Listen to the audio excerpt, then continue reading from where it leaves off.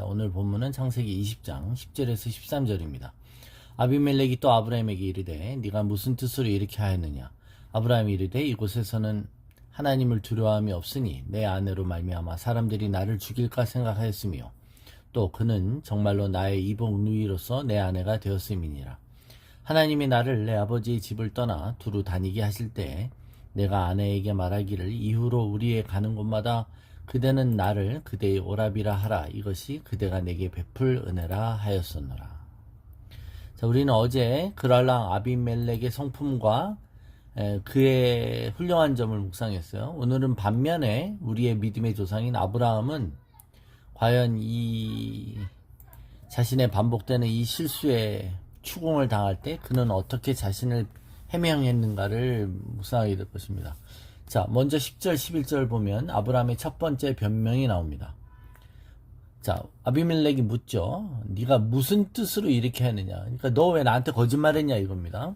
너 왜 나한테 너의 부인을 부인이라 말하지 않고 누이라고 속였어. 그래서 내가 너의 부인을 간통할 만한 범죄할 위기에 나를 속였느냐라고 묻는 것이죠. 그랬더니 내가 잘못했습니다. 내가 살고 싶어서 그랬습니다. 내가 원래 좀 거짓말을 해요. 이렇게 안 하고 이곳에서는 하나님을 두려워함이 없다라는 겁니다.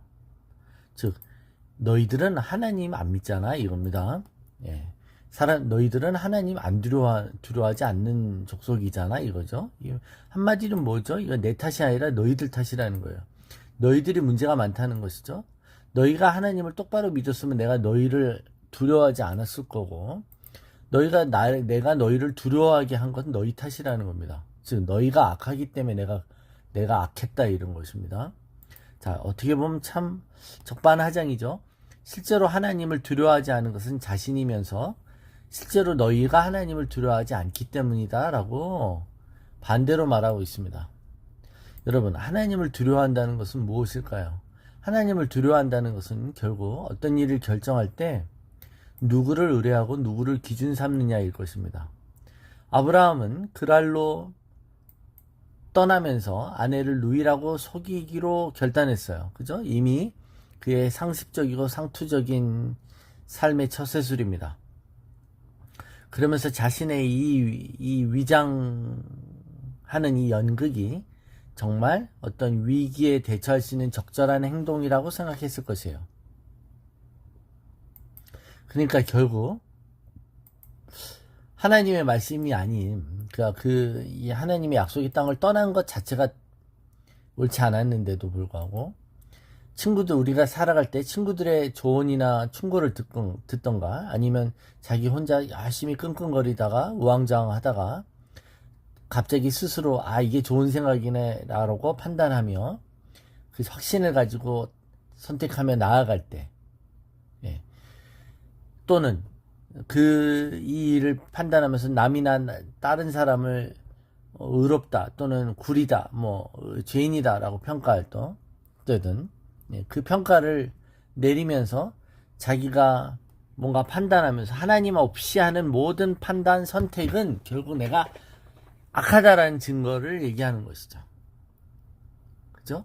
아브라함은 진짜 더 여기서 더 나락으로 떨어지는 것이에요. 그냥 정직하게 내가 믿음이 없어서 이랬습니다. 내가 이렇게 살고 싶어서 두려워서 그랬습니다 하면 되는데 그는 계속 변명합니다. 여러분, 변명을 선택하기로 결단하면 사람이 구질해지면서 그 변명을 만들어내죠. 12절입니다. 그는 정말로 나의 이복 누이로서 내 아내가 되었습니다.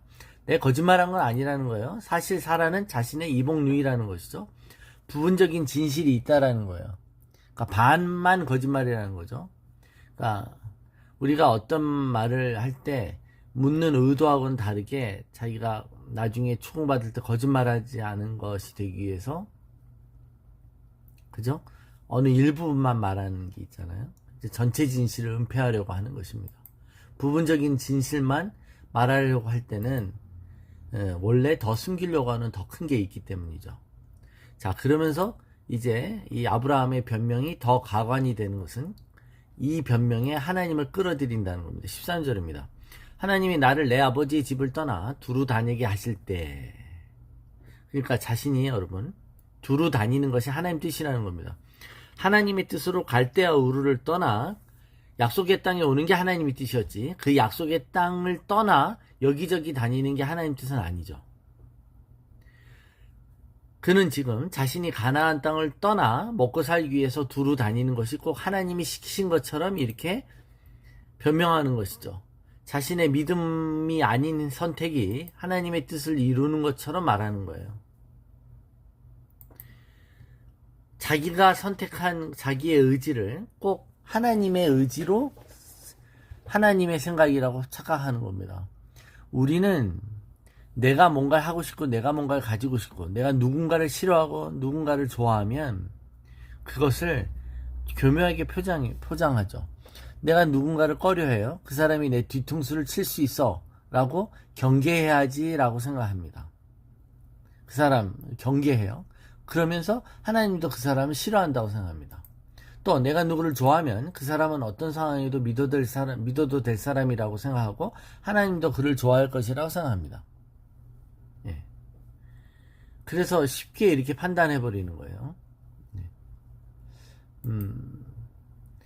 이 여정이 아버지 집을 떠난 그 여정과는 분명히 다른 여정인데도 말입니다. 그러면서 뭐래요? 사라에게 말했고 사라도 동의했다는 겁니다. 나를 그대의 오라비라고 하는 것이 내게 베풀 은혜라고 우리는 합의를 본 상태입니다 라고 말하는 거죠. 우리 사이는 그런 사이예요 라고 말하는 거고, 자, 이 사기극에 사라도 원래 흔쾌히 동의했다라는 것이죠. 나는 혼자 저지른 게 아니라 나는 공동 정범이 있는데 사라라는 겁니다.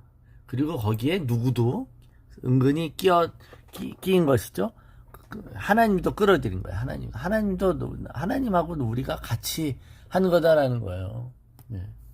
자, 이런 아브라함의 말도 안 되는 변명과 치졸함에도 불구하고 하나님은 아비멜렉의 꿈으로 나타나셔서 죄를 짓지 못하도록 그를 보호해 주셨습니다.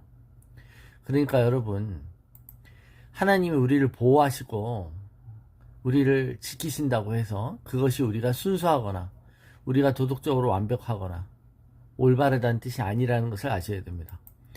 우리가 보호받는 이유는 오직 하나님의 자비 때문입니다. 자, 우리가 봤듯이 아브라함과 사라는 아비멜렉으로부터 오히려 피해자였던 사기 피해자로부터 보상을 받습니다.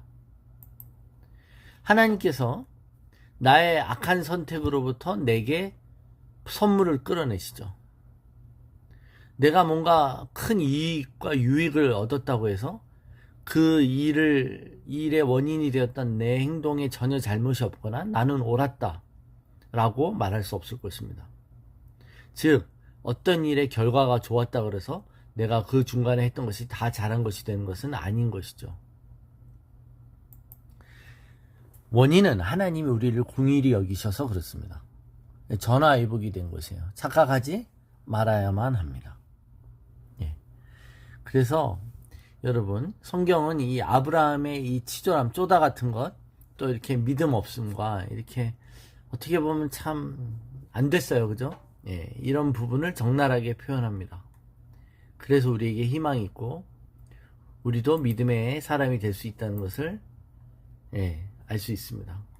그런 자를 하나님이 믿음의 사람으로 만들어 주시는 것이죠. 자, 오늘 우리의 잘못된 선택을 계속 변명하려고 할 때 우리는 우리 자신을 정당화하고 그러다 결국 누구를 비난하게 되냐면 하나님을 비난하는 것이 되어버립니다. 여기에 함정이 있는 것이죠. 여러분, 정직하지 않을 때 우리는 결국 하나님을 비난하고 하나님을 우리와 같은 죄인의 수준으로 끌어내리는 것입니다. 두렵고 떨림으로 이 부분을 우리는 깨우쳐야 되는 줄로 믿습니다.